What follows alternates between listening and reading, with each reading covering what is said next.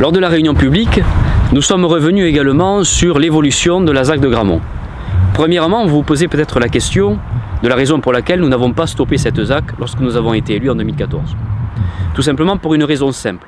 C'est qu'en 2014, dans cette ZAC initiée en 2008, où les premiers logements sont sortis de terre en 2009 et qui devaient s'étaler jusqu'à 2030, il y avait en 2014 l'acquisition de près de 75% du foncier de cette ZAC. Et si nous avions stoppé l'évolution de celle-ci, il fallait tout simplement rembourser et racheter le foncier qui avait été acquis pour Opidea. Cela représentait une valeur de plus de 30 millions d'euros, ce que naturellement la collectivité ne pouvait pas se permettre.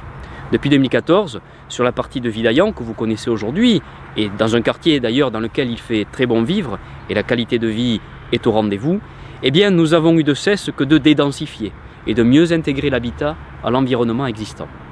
Et puis à présent se pose la question de la poursuite de la ZAC et notamment de son équilibre financier.